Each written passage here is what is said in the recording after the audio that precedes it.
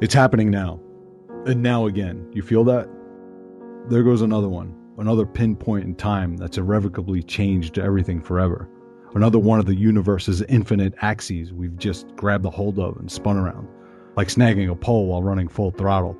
We've always known about these turning points, always talked about them, whether it's Stephen Hawking's computer voice outlining his impenetrable science of multiverse quantum physics, or the Hindus' cautious contemplations of an inexhaustible expanse of alternate universes, each ruled by a unique set of gods, or hell, even poor old Robert Johnson falling to his knees at those crossroads and sinking down. However the language reaches us, the notion has always been fused into our human marrow, and they're in perpetual bloom, these divergent points from which everything will be or know hereafter will flow.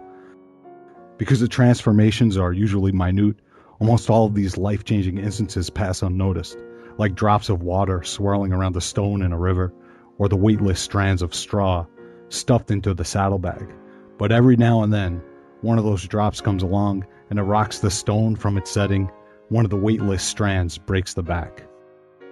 In Clint Eastwood's 2003 Academy Award-nominated film Mystic River, the earth-shifting divergent point for Dave, Sean, and Jimmy happens on the teeth-gnashing streets of blue-collar Boston when they're 11 years old. They're scratching their names into the wet cement of the sidewalk when a couple of creeps pulls up alongside them, scares the ever-living shit out of them, and abducts Dave, the only one whose stone signature wasn't complete. The boy is subjected to unseen horrors for 4 days before escaping from the basement in which the pedophiles have imprisoned him. But he was never destined to escape. Not really. 20-some-odd years later, the boys have grown to men and have forged lives distinct and disconnected from one another. Well, by superficial reckoning at least, because before long they find their lives re-enmeshed with one another's. Jimmy, the bulldog of the crew, has become an ex-con with strong ties to low-level organized crime in the old neighborhood, and on the day we pick back up with him, his daughter, whom he loves with holy devotion, is brutally murdered and dumped like garbage in a ditch. Perhaps by chance, perhaps not. On the very same night, Dave, who's struggling to maintain a guise of normality in the long streaming wake of his abuse, returns home to his wife at 3 a.m, covered with blood. The third of the trio, Sean, has somehow made it out of the neighborhood, through college, and has become a detective for the Boston PD. He's on the case to find Jimmy's daughter's murderer before Jimmy and his thug lackeys do. On the surface, what follows is a taut crime investigation picture, replete with intricate plot turns, convincing red herrings, and surprise revelations. But what makes this film brilliant has nothing to do with crime thriller genre convention. Rather, the beauty of the story lies in its remarkably fully realized characters. Characters who are in the throes of trying to overcome complex and realistic human hardship. Scripted by Brian Helgeland, as adapted from the novel of the same name by Dennis Lehane, the characters are breathtakingly rendered by perhaps the best ensemble cast of the 2000s. The cast list contains some of the greatest actors of our generation: Sean Penn, Tim Robbins, Kevin Bacon, Laura Linney, Marcia Gay Harden, Lawrence Fishburne. Hell, it would be difficult not to make something good with these folks. They're fascinating to watch, all of them, and Sean Penn's performance is more a force of nature than a work of art. When his character cries out for his dead daughter, you can almost hear the angels in heaven and the devils of hell weeping in unison through his voice. As a veteran actor, Clint Eastwood understands more than most that the power of a film like this lies in the performances of his cast, which fact is almost certainly what attracted him to the work in the first place. Now, I haven't followed and so can't comment on his recent schizoid political vaudeville acts, so I'm going to leave it out of the equation here. It'd be a disservice to the film, I think, to read it through the context of his political chicanery. I do know, however, just from watching his work, that his direction is informed by the greats of classic cinema, masters of the old guard like John Ford and Howard Hawks and Don Siegel, the latter from whom he learned filmmaking firsthand, and so he understands that sometimes the best way to tell a story is to tell it simply, to just let it play out on the human faces in front of the camera. The film is beautifully shot and edited, no doubt, but Eastwood doesn't muddy the water with flashy cinematic trickery. There's no distracting look-at-me directorial pyrotechnics that a younger or lesser film director might have been unable to resist. Eastwood's been a cornerstone of filmmaking for more years than seems possible, and though his films at first glance may not have the fingerprint singularity of pictures we normally associate with director as auteur, a calmer assessment soon reveals his work to be a reflection of the man himself. His films are cool and confident, stoic, and utterly potent. In fact, considering that the studios were lukewarm about Mystic River, and Eastwood consequently agreed to be paid minimum scale wage to get it made, it's hard not to see his films, and this one in particular, as the personal expression of an artist, though I suspect he'd bristle at a statement like that. If I were forced to lodge a complaint or two about the film, I'd say that first it suffers from a trapping of the genre that we jaded cinephiles see coming a mile away. Serious spoilers follow here, so if you haven't seen the film, fast forward a minute or two. We all know that in a crime mystery sort of thriller like Mystic River, the big star actor who is painted up as guilt red as a herring is in no way, not in a million years, going to be found ultimately guilty in the third act. And that the, quote, least suspicious character, unquote, who has any sort of screen time at all is the one who's going to turn out with blood on his hands. Is distracting and predictable. I remember walking out of the theater the first time I saw this and saying, you know what might have been interesting is if the guy that the film makes the apparent guilty criminal actually is guilty when everything comes out in the wash. That would have been a surprise ending. I know that's cheeky, but there might be something to it. Anyway, it seems like something needs to throw some sort of variable into the formula. Secondly, though I haven't read the novel, my cursory inquiries show that one of the major changes that took place in the adaptation process is that in the book, as a byproduct of his abuse, the Robbins character was beginning to have pedophilic impulses and murdered as a way to metaphorically murder those same impulses. And this went wholly unaddressed in the film. I can probably guess the reasons why it wasn't dealt with, but none of them seem really convincing to me. If Eastwood's intent was to take a real hard look at the real hard knocks life throws at real hard folks like Dave in this picture, this should have been dealt with, no matter how uncomfortable or financially unviable. The heart of the film, after all, is how people cope with difficult, uncomfortable situations. Now, somewhere near the end of the film, Jimmy says, sometimes I think all three of us got in that car that day, and in reality, we're still 11-year-old boys locked in that cellar. And that's about right when it comes to those big sea-changing moments I spoke about earlier. When those pivot points come, a part of you gets frozen there on the spot, like Dave, whose name is suspended halfway written forever.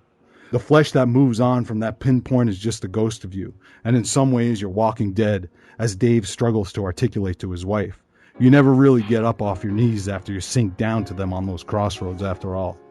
Thing is, after watching the film and thinking about it this past day or so, it seems to me that there are two types of quantum events from which a life diverges. There are those you choose which path to take, and those where that sadistic cunt called life chooses it for you. The kind that happens in this picture where some demon creep snatches you away from your life in progress and steals your soul but doesn't quite kill you. Well, I'm glad to have been assigned this film this week. It gives me an excuse to say that if I have one wish for anyone out there who can hear my voice right now, it's that I wish that you have the strength and blind luck to get to choose your road many, many more times than it gets imposed upon you. Good job, Joseph. Thank you, Tom. Yeah, such an underdeveloped intro. I gotta Joe, before he reads his intro, everyone, he's like, this is something I just threw together, but it was absolutely fantastic. Well, and you hit on so many great points, Joe. Seriously. Well, usually I watch the film about 3 or 4 days before I write. You know what I mean? So I get suggesting a little bit, and I watched this one yesterday morning while the usual stuff was going on in my house, and I was distracted and this and that, so I rushed to write that. So anyway, but you're right. What's great about Eastwood here and his directing is that he there's it's very formulaic. What's going on here, and to be able to develop this high level of sadness and darkness throughout this whole film is really impressive. And it makes me think again about something, Billy, I think, said one time, I think we were doing Sidney Lumet, and Billy's just like, you know what? He goes, sometimes, the best thing to do is just put the camera in front of the actor and let them do their thing. And, that's right. And it's, and that speaks loudly, man, because... Well, there's that John Ford anecdote who Eastwood admired greatly, and he said, they were shooting The Searchers, I think, or something, Billy, and John Wayne goes to, Ford, he says, what are we going to shoot right now? He says, well, the only thing that's worth shooting, the human face. Joe, with that being said, I have to applaud what Eastwood does here. I think this is a really good film. I really do. It's highly emotional. I mean, it captures me. I'm a sucker, though. I get very emotional during films rather easily, where I'll wind up liking, films like Babel, which or One Flew Over the Cuckoo's Nest, which Billy hates, both those movies. you know, but I get involved. I invest my soul into some of these things. As cheesy as it might be to others.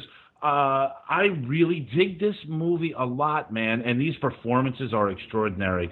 I mean, just watching Sean Penn do anything, just watching him do anything is something I adore. Dude, that scene where he's trying to get at his Oh, daughter's I body. cried, man. I broke Oh my down. God, I dude. broke down. I broke down. I mean, it's just I mean, this is why he's probably like the best, Joe. He's one of the best. It's incredible, Yeah. man. He's certainly one of the best of his generation, that's for sure. Dude, that scene is just it's like it goes beyond acting. You know what I mean? Like it transcends the form. Like when an artist can transcend their medium or whatever. I know like this is incredibly hyperbolic, but I mean just that's a moment right there where it's almost beyond Well, acting to he's me. Emily Rossum, who plays his daughter, who was on the on that table, dead, said that she's playing dead, and the scene where Sean Penn comes in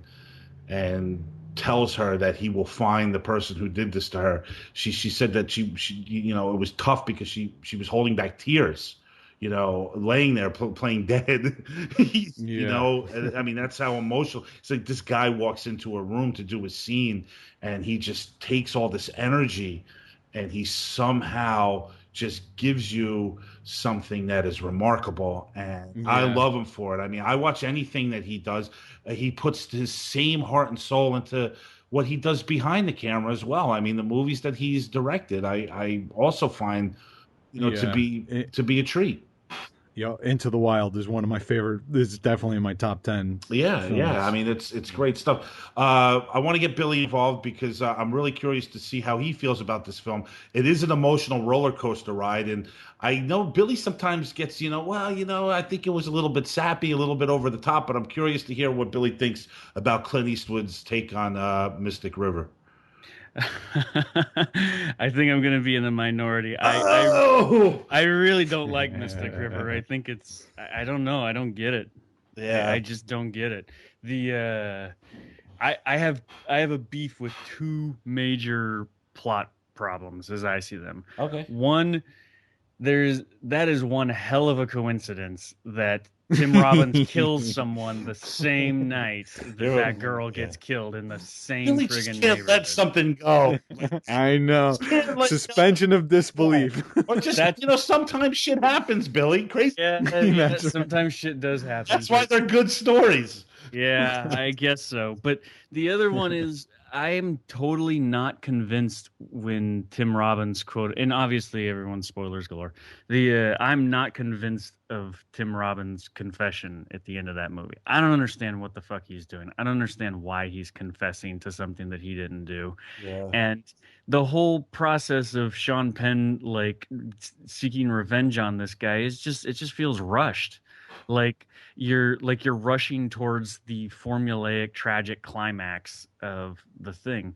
I mean, I'm not convinced of it, you Well, know? his confession there is, Yeah, can anyone explain to me why he he's extremely confesses? intoxicated, first of all. Like, you have to throw that in there. I mean, the guy was doing a lot of drinking. He didn't eat. And, I'm just trying to make You have excuses for very specific reasons for this stuff. I would read like if I was to conjecture what was going on in the novel, I would say thematically, Yep. these guys had this happenstance that was this major turning point in their lives, and then they diverged from there, and then they all reconverged at that moment. So at that moment, he's released finally because he's never really alive. Like after that first moment happens when he's abducted and abused, he's never alive after that. So at that point, he's released, and Mercy finally finds him, and he's killed. And I think that on some level he understands that, and I think that I get that, but I think he and not good he's enough, Joe. We got but also the other two characters were also released to some degree. You know what I mean? Like it's the closing of that episode for them. You know, all three of them. Like right at that moment, Kevin Bacon uh, makes this arrest, and Sean Penn, you know, closes whatever. So what And at I the end think of the that there's a lot. movie, But here's what I think happened. Actually, I think that there's so much. I think the novel is probably so dense and has so much thematic stuff in there that's all interchanged together. Like I think all that stuff with the Ray Housen or Heisen Hansen character or whatever, I think that in the novel probably plays a really big part What, in the just thematic Ray, underpinnings of just like the just Ray things that character? like things that happen, and then your life moves on from there, and then you have to somehow come to terms with that and resolve those points where your life turned. You know what I mean? And I think in the film and I could be completely mistaken since I haven't read the novel, but I think that probably what happened is that things got shorthanded, you know, I for the just think movie. it's trying to play too. It's trying to, have its cake and eat it too. You can't. Okay, take this as an alternate structure. You don't know anything that happened to the Tim Robbins character. You can only observe what other people have observed. So by the end, like if I remember correctly in the structure of the movie, by the time you get to the beach and they're gonna kill Tim Robbins and he confesses to the murder he didn't do, you already know that he killed the pedophile in the car, right? So how about the audience doesn't know that, and they're left to suspect this guy also, and you pile up all these differing bits of evidence that could sway your opinion one way or the other.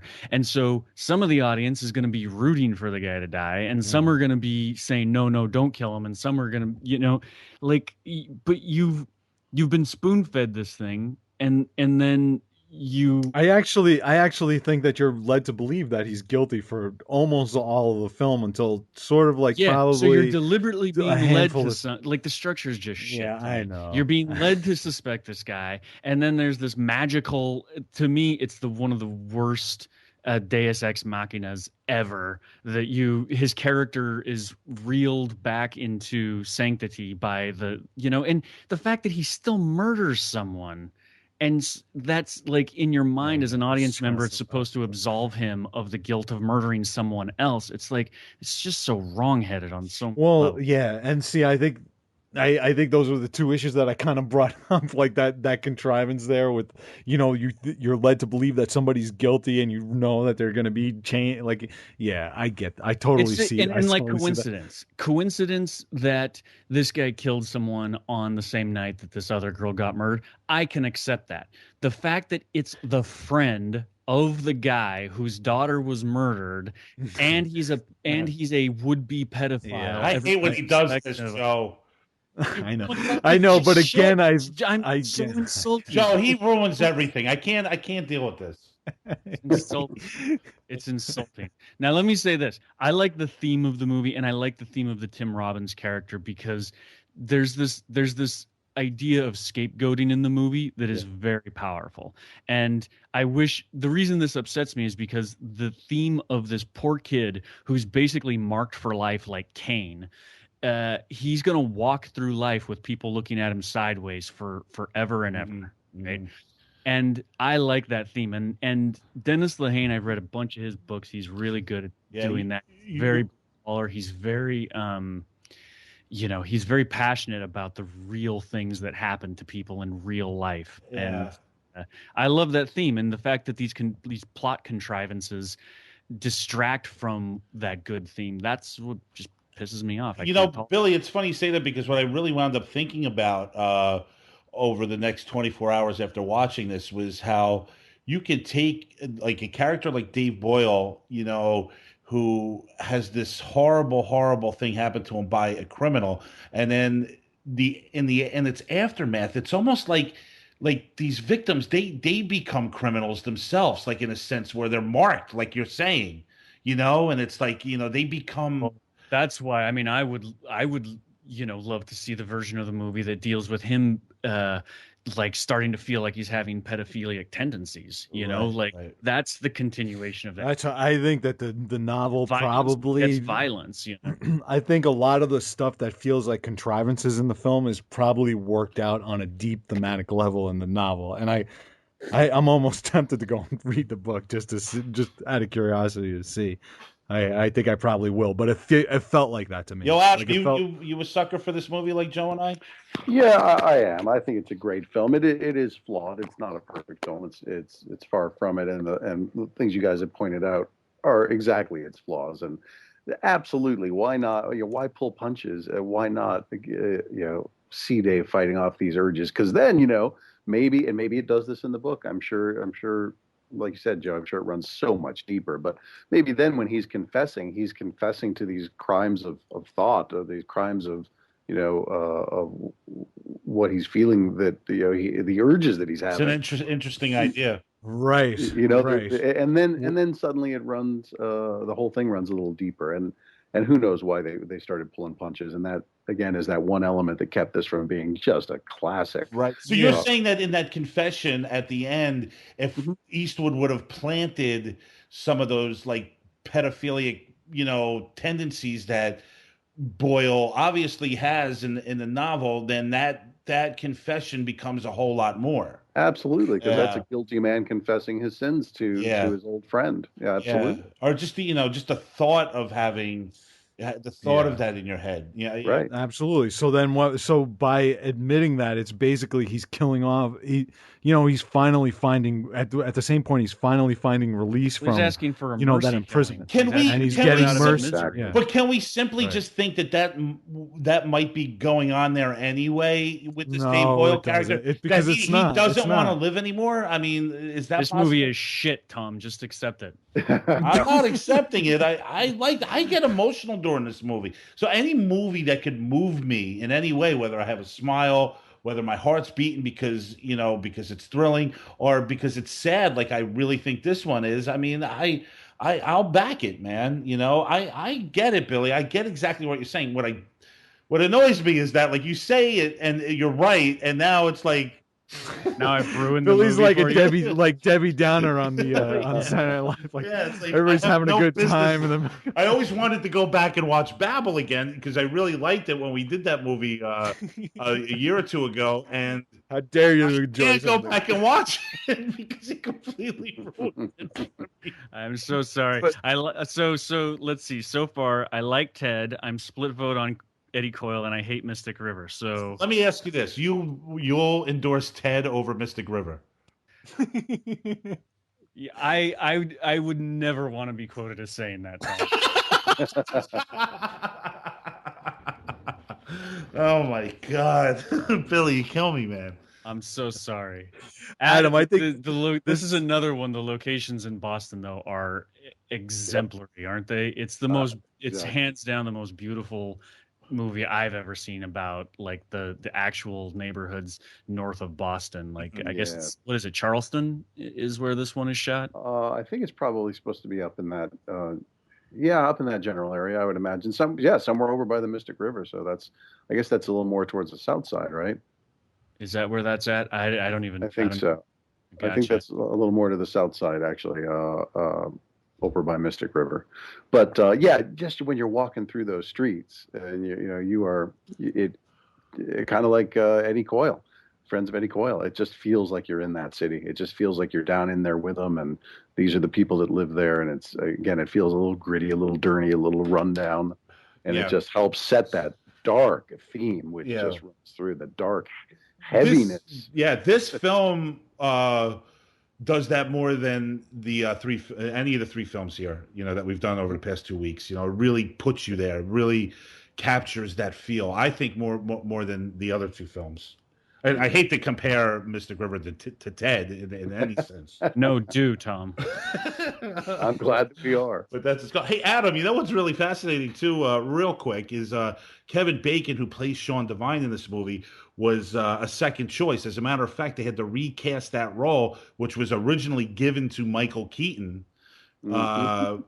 Wow. Yeah, it was Keaton was all worked. set and ready to go. He got into a little tiff with Eastwood about something. Eastwood got rid of him, and just a week or two, I think, before shooting, they got Bacon to do it instead. And I like Kevin Bacon a lot, actually, guys. I always Michael have. Keaton is with us this episode. He Michael he Keaton is hovers awesome. above and watches all of our actions, good and bad. He's been with us, man. Billy, you have no idea. It's like he keeps popping up for some reason. That's funny. I sense some great things It's for the Michael Birdman. Keaton. The Birdman is flying Yeah. high above us. Yeah. Can't wait to see it, by the way. Me too. I'm so looking forward to seeing Birdman. Yeah. Absolutely, absolutely. So Clint Eastwood's the director here. I mean, we're talking about Mystic River. Billy, he's been behind the camera obviously quite a few times in his career now. More so later in his career. Unforgiven. Can you get behind that? I mean, is there anything that this man has directed that you're like, yeah, you know what, this guy's something special? Was it Space Cowboys maybe for you? Yours truly, Space Cowboys. Go fuck yourself. What about Bird? I mean, Bird is an extraordinary film, I think, with Forrest Whitaker. Clint Eastwood is hit and miss for me. He's very, very. I always feel like I'm a little too far ahead of him in his movies. Like I don't know if it's the pacing or he's very conservative in the way that he shoots movies. Yeah. But it's hit and miss. I thought $1 Million Baby was great. You like that? You like $1 Million? Yeah, I liked. That was the big one too. With this, he kind of does $1 Million Baby and Mystic River back to back, I think. Right. And they were both like, they're both Brian Helgeland scripts too, I think. Oh wow! But believe it or not, I know this is nuts, but The Bridges of Madison County, I think is a great romance. Like the flashback scenes, or rather the flash forward scenes, like all the contemporary stuff, I think is awful. But the anything with Eastwood and oh Jesus, why am I forgetting her name? Streep. Meryl. Yeah. It's just amazing. And Unforgiven, I think it's a Western masterpiece. I have said this. I'm with you on that. Do you, Adam? Because I know Joe loves Unforgiven too, right, Joe? I do. I have tried putting on Unforgiven probably 4 or 5 times in my life, and I tune out after 20, 30 minutes. You can't take Westerns. I'm not a fan of It's a Western thing for you because it's a masterpiece. It's a masterpiece of the genre. Right. But I could he only likes Westerns if Bon Jovi's doing the soundtrack. I've seen Pale Rider. See, that's not funny, Joe. Shot down. And I like Young Guns and Young Guns too. So go fuck yourself. Oh, the So sequel. this means you won't see Seth MacFarlane's A Million Ways to Die in the West. Yeah, I will watch it. He's I'm gonna watch it, sure. But I haven't seen it yet. I liked Pale Rider back. I love Pale I haven't Rider. seen Pale Rider in a long time. I saw Pale Rider in the drive-in movie theater when I was a kid, and I love that movie. And High Plains Drifter, The Outlaw Josie Wells, these are fucking phenomenal They're all Western amazing. films. He directed every one of them. See, but okay, so Gran Torino, did you guys see that? Thought it was great. I thought there was a lot of good in that movie, but it to me has the same sort of Mystic River problem that I feel like he sort of rams through plot contrivances for the sake of making a statement, and then it becomes kind of preachy, a little bit, and it's too contrived, like, and I can't explain it, but a bunch of his movies I feel that in a little bit, I don't know why. I don't know he if put it's a stylistic thing or like in Mystic River, he put that bishop's ring on the older man in the car, and that wasn't at all referenced in the novel whatsoever. And he's just doing that because at the time of the film there was all that stuff going on in the Catholic Church, so he was just like making a political statement there by doing that. It's interesting. All right, Tom, I'm going to program all Clint Eastwood Westerns for the next episode. Hey, dude, and I'll watch them, man. I will watch them. I will talk about them. I'll do an intro if you'd like, whatever you want, Bill. I would do it. And I would go, listen, if I was assigned Unforgiven, I would sit from beginning to end, of course, But I don't know what it is, guys. This movie has eluded me. I have tried to do it. I've been in a mood where I'm like, I'm going to watch Unforgiven. I mean, I've given up like the past 5 years, but I have at least 4 or 5 times put the DVD in the player, press play. He's been trying to watch the film for 20 years. I have been. It's true, man. It's fucked up, and I can't get into it. Again, I have no problem with Pale Rider. I think that's a beautiful movie. What about Jersey Boys? I Tom, haven't Joe, opinions on that? I haven't seen. I have not I seen Jersey, refuse to watch that film. but I did not like Uh, J. Edgar at all. And again, that's a movie I wanted to like, and I couldn't get into it. I watched it, didn't Joe, impress me. you're not gonna get the kids together to watch that movie, do some song and dance numbers in the living room. Jersey Boy. Yeah. No, I do not think I'm not a big Frankie Valli fan, so I'm gonna stay away from that one. I can't believe we're talking about Clint Eastwood. We're just like popping jokes now, like Jersey Boys, ha ha ha ha. It's fucking Clint Eastwood. You started with Space Cowboys, man. How could you not mention Space Cowboys? Do you Well, remember, do you remember in Space Cowboys, guys, when they're like going back to when they're younger and they have these actors that like are trying so hard to look like what was it, Donald Sutherland, Tommy Lee Jones, Clint Eastwood, and they dubbed their voices. Oh man. Dude, it's so worth checking out because it's so ridiculous. Adam, you're a big fan of Space Cowboys? Well, saw it in the theaters.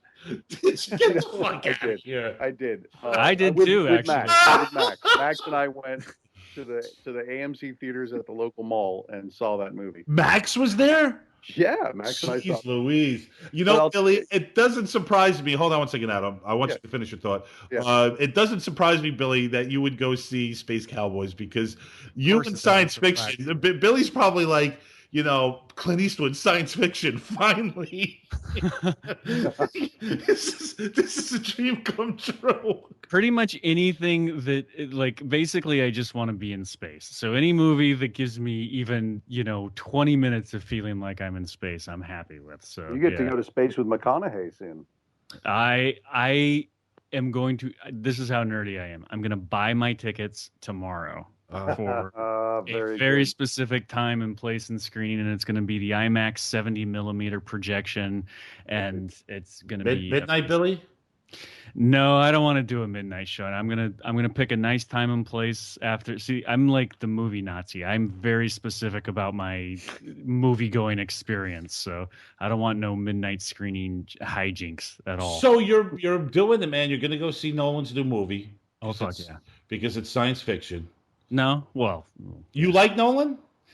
I like Nolan in general. Yeah, I mean, I think Inception was a terrible fucking movie, but. Some of his other stuff. Yeah, I thought it was awful. Really? It was very. It's a movie about dreams, and I've never had dreams like what this guy is showing to be. It's very. Here he goes. Yeah. See, that just doesn't happen, right? People don't dream that way. Look, it's a big coincidence that Tim Robbins kills someone the same night that Emmy Rossum gets killed. What about it's Shakespearean? That's all. Just set the story. That fucking wife of Tim Robbins in that movie, man. She gets her husband killed with her behavior. Great, though?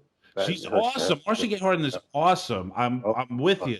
But that Celeste character, man, that is just awful. It is pretty great about that this person has chosen to marry this other person, but still harbors the same scapegoating fear of him. Like she's still wondering always in the back of her head if he could ever be a creature. She was terrified of him. Yeah. Man, it was, oh, man. And she basically gets him killed. Yeah. Which is fucked up. What's really funny, too, what struck me odd was the setting at the end. You're watching this, like 2 hours of sadness, and the whole film, like, it all culminates at a fucking parade, which is like, a parade's like, I mean, it's happiness, really. It was just bizarre. It was a bizarre setting. Going back to something, Joe, I think you mentioned in the review was like the theme of Tim Robbins. That last scene is like the three of them kind of coming to terms with themselves a little bit. Mm-hmm. And like looking at it from that perspective, that end scene with the parade is almost, I feel like it implied that the Sean Penn character is going to return to a life of crime, and Right. he's gonna allow that animal out of the cage, right? Right. And And his wife was the Kevin Bacon character, who's probably turned a blind eye to some of the shenanigans that Sean Penn. He's gonna say the cuffs are off, or the gloves are off. I'm chasing after you, and I'm coming after you. So basically, it's like Tim Robbins was dead, and he was released, and he was allowed to be dead, and that freed these other two. Released. This released the other two guys to be who they really should have been in the first place. So wow, I can kind of get behind that operatic sort of finale. And it's funny, Adam. You said Shakespearean, and there's nothing. Yeah, there's nothing more Shakespearean than that scene with Sean Penn with Robin Wright. Oh wait, no, not Robin Wright. I'm sorry, that's his real wife. Yeah. Laura Linney. Right. It's like, no, we're not talking about State of Grace here. But when they're in that bedroom and she's like emboldening him to take his command of the city or whatever. That was a weird monologue. That's what I was just about to say, Joe. That scene, that's so weird. And it's so funny because even her, I think there's a cleansing there with the daughter's death, because that's not her daughter. And Penn's character was so obsessed with his first daughter, which wasn't his wife's, his wife's daughter. And she just seemed like, she became free as well. And that she was, now that the daughter's gone, now that that's lifted from him, now it's time. You're right, Billy. It's time for him to be who king of the jungle. Yeah. Well, it's and also where she says you can be king, and it is Lady Macbeth urging Macbeth on to be the king. And it's interesting because also Sean Penn's character, not only the daughter, but he still was in love with the ex-wife, but she had died. So now both of those women are gone, and so that's when Lenny steps in and says, "Now you're free to be the king." Right. That's who you are. Absolutely. Right. So that thematically, that's all there, and I do feel like it's very Shakespearean the way the story unfolds. The women behind these guys are like the Kevin Bacon character. He has the pregnant wife who ran away. So So the Tim Robbins wife basically fulfills his destiny of killing him, of freeing him from a life of misery, and the Lady Macbeth frees him to be the king of the jungle. And what's going on with the pregnant wife who comes back to Kevin Bacon after a separation? That's something that was glossed. I'm sure that something's going on in the novel. I swear, I gotta read this friggin' book now. Now you're on a mission. Yeah, now I'm sentenced to read this book because I know for sure that all this stuff is tied in, and as good as the film is, it's not. I know that the book is talking about all, because there's hints of thematic interconnection. You know what I mean? Absolutely. All this stuff happening, and it's like you can almost see it, but it's like you have to kind of like squint at it to see what's going on behind all that. Because Clint Eastwood, he for I don't know, 15 years or so now, has basically averaged 2 movies a year. Right. And he's basically got the red carpet rolled out for him over at Warner Brothers, and he has full priority to get things done. But the reality is in 6 months, that means he's not very hands-on in pre-production and not very hands-on in post-production. And I'm curious. I would wonder how much he actually is involved when it comes down to the editing. My guess is they probably edit something together, show it to him. He gives some notes like the producer give notes, and then they fix it. But he's not in the editing room over the shoulder. So I think maybe even some of this is just lost in the way that these films are produced. I wonder if he uses the same editor. That would be interesting. Well, he definitely uses this guy who wrote the novel a lot. He uses his work a lot. Yeah. Dennis Lehane, to go back to what you were kind of talking about a minute ago, Joe, the themes and everything, he is a really smart cookie. I wish that I could get into his books more, and I've tried, I've read maybe 3, and they don't really do it for me, but he himself in interviews is one of the most intelligent dudes you'll ever hear, and he knows what he's doing there. He's written a lot of that stuff as tragedy.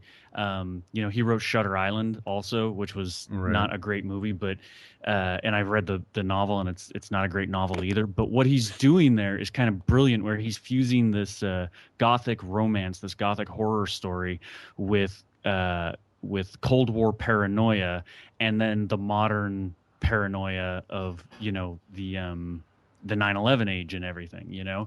So he's definitely weaving that stuff in. Yeah, you know what? I actually made a mistake. His cinematographer Hughes is often to a lot, like all the time. This guy, the writer here is very prominent in Hollywood, and yes, you're right. He's done Shutter Island, and he's done a whole bunch of other films that have become very big, and they're all very smart films. Gone Baby Gone, yeah. They're all really smart films, and that you do feel that he's got a lot of interconnecting things going on. Yeah, ticking away inside his head there. Yeah, sure. He knows the constructions of a novel for sure. It looks like to me over the past 14 years, when he really started to step up his game and concentrate on putting out movies once or twice a year, he basically uses the same people over and over again. The cinematographer, editor. Yeah. So that's what's probably going on, Adam, where he's putting that stuff into the hands of others, in post-production. And then he just kind of oversees it. Yeah, I would think so. And I don't know, maybe, who knows, if he's working with the same guys, that might have nothing to do with it then in terms of it's sort of missing the mark in the areas we're talking about. Yeah. All right. Adam, is Max a big pain in the ass when you go to see movies that aren't horror or Jackass, like he is on the show? When we were talking about, I think we were talking before we were rolling here, how we're all afraid to program movies that we like because we're afraid that Max doesn't want to sit through them because he's bailed out on films before. Do you go and see actual other films that aren't horror and Jackass when? It's rare. It's rare. We don't see movies together that often, and when we do, it's either in the context of a boys' night out, which we usually will go see a horror film specifically, or we're going to some premiere of some incarnation of Jackass. It's true.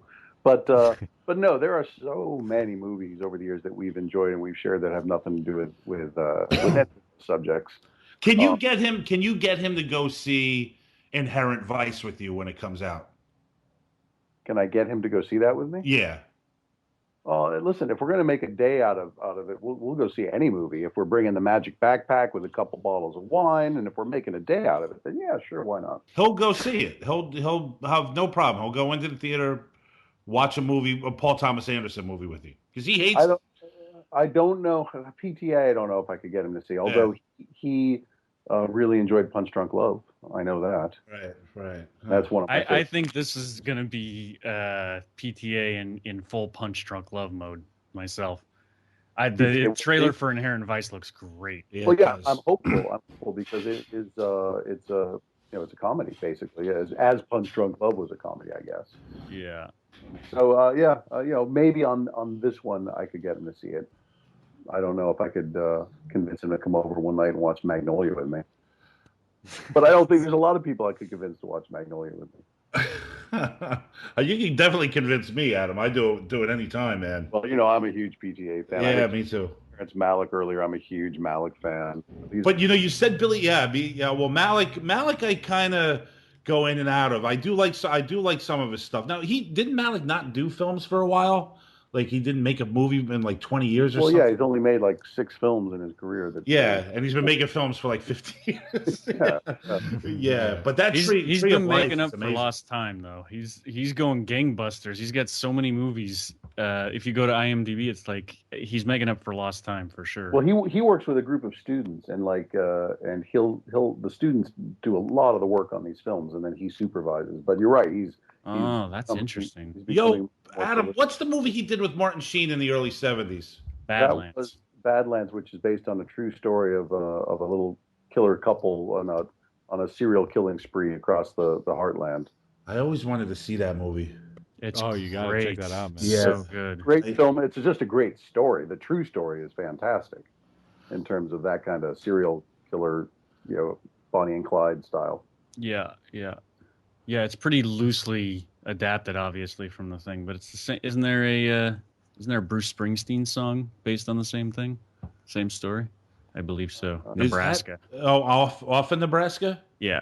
Probably. Yeah, definitely. Yeah, Malik is interesting, man. Like, he's definitely. I love the Tree of Life, Joe. Like that was something else. My wife got to work on that one. She cut sound on that one. Oh wow. It was very cool. She kind of worked back to back with Malik, and actually it was a few years apart. And P.T. Anderson, she worked on There Will Be Blood, so not back to back at all, actually. But she's worked with like two of my all-time pictures. Wow. Holy cow. Very cool, yeah. Wow. Actually, speaking of that, when she was up at Skywalker Sound working on There Will Be Blood, Sean Penn was in post up there doing Into the Wild, and according to my wife, they were having trouble getting work done because Sean Penn kept coming across and challenged them all to croquet matches out on the lawn. Ah.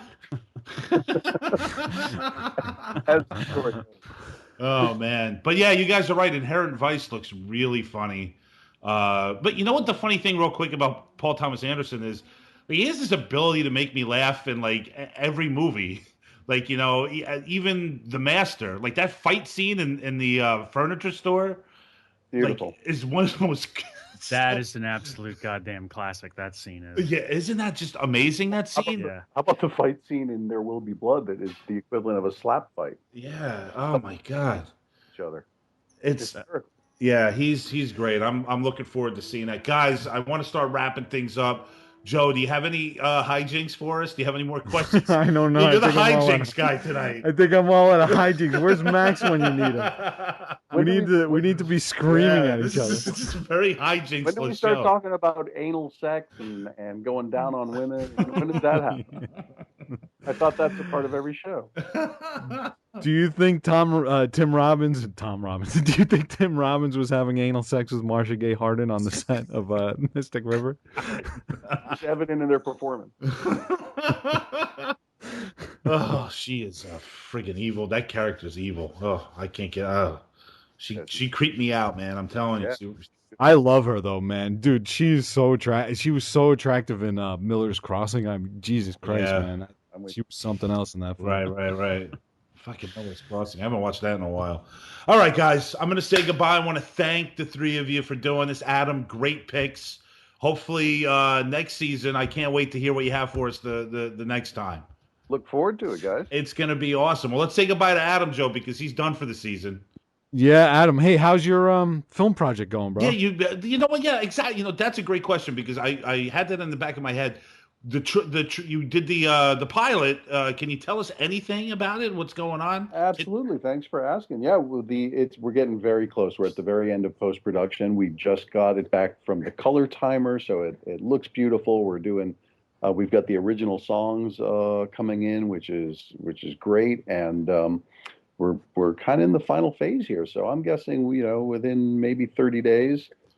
Give or take, we should have something. But yeah, Starland PC. I will keep you guys posted if we end up putting some stuff up, which I'm sure we will online. I will point you guys in the right direction. Tom, do we have his plugs in the show yet? I can't even focus on those plugs. They're so friggin' long now at this point. All I got from Adam is Bowler Hat Productions from.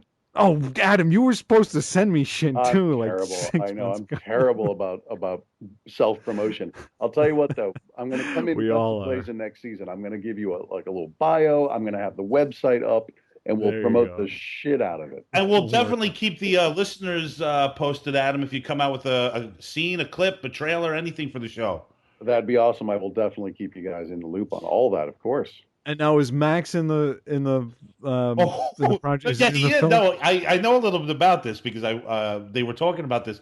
I think Max has in the pilot, if I'm correct, Max has like a small part in the pilot, but his character he plays out in a bigger role through the course of the season, right, Adam? Exactly. The way that we've got it structured out is that he's actually a significant character, but we really don't meet his character until episode 2. But I wasn't going to shoot the pilot without having him involved in some ways. So he has little cameos as different characters, and there's some VO that he does. So he's throughout it in many different forms, sort of in secret, and then his character is revealed in the second episode. There you go. What's his character's name, Adam? His character right now is his name is Hunter Phelan. That's awesome. He's something of a shock jock. You know what I would have called his character if I were you? Jeff.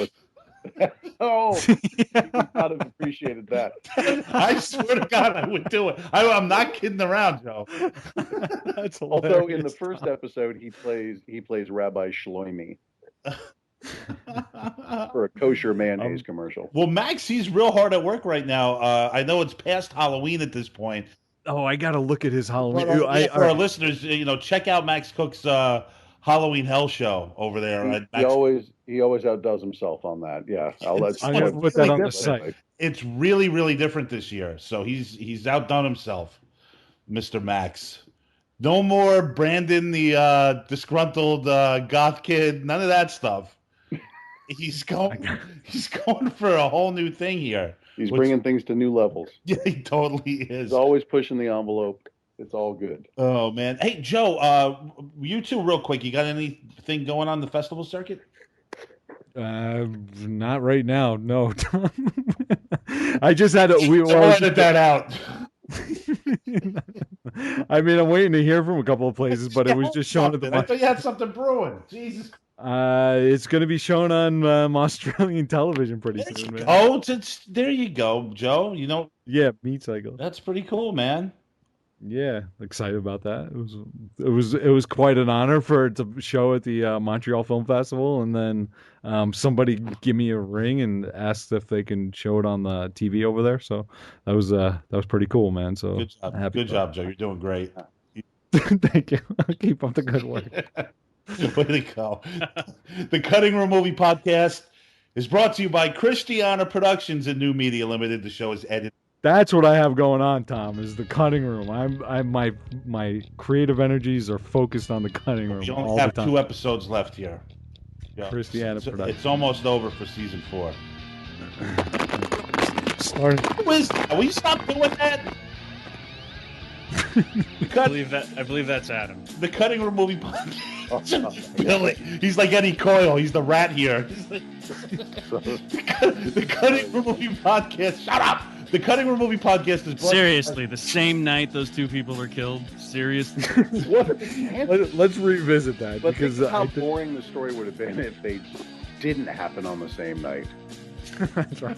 That's what I'm saying. Nothing you can't walk into a social situation and tell a story about nothing that happened. You're going to tell them the story about something that was unique and extraordinary that happened. Well, exactly. Why doesn't Hamlet kill his uncle? Because then there wouldn't be a Hamlet. Yeah, the example I use is, who would give a shit if Charlie didn't find the golden ticket? I don't give a shit about this poor little kid, but the kid won. I want to go to the fucking chocolate factory. Go to the factory, man. What a boring ass story. If the kid was just a loser, it didn't ever get Willy Wonka. Oh my! Hey Joe, Billy and Max next week. Yes, I'm sure Billy's really looking forward to that. It was so funny because on that Halloween show, I was like, "Oh God, thank God!" I was like, "Thank God, Billy's not on this right now." He definitely would have left. I would have quit for the 15th time. Yeah. Hey guys, I gotta go. Yeah. All right, let me do this. The Cutting Room Movie Podcast is brought to you by Christiana Productions and New Media Limited. The show is edited and co-produced by Joseph Schreck, thanks Joe, and produced by Thomas Detloff and Joe Christiana. You can like us on Facebook. Get over there and do it at the Cutting Room Movie Podcast, and follow me on Twitter, Thomas Detloff at TCRM Podcast. You can also check out Joe's film work, ChristianaProductions.com. Max's new blog, MaxCookUncorked.com. Go over there and check it out. And also, Max and Adams, Bowler Hat Productions, and their Mimosa podcast show at MaxCookandTheCounselor.com. Dave Pace. Oh, we love you, Dave. Dave Pace is now a contributing writer at Rue Morgue Magazine. Look for his work over there. And check out his blog on horror media politics at La Politique, Psychotronique, and Psychotronique.anidealforliving.com. You know that the music from The Cutting Room is done by the Zillatones. Check them out at www.thezillatones.com or search for the Zillatones at ReverbNation.com. We're going to be back next week, and hopefully Billy will have a movie picked out for us. Until then, we are over. Billy, We got to get this done, man. Until then, we are over. We are out. Ciao.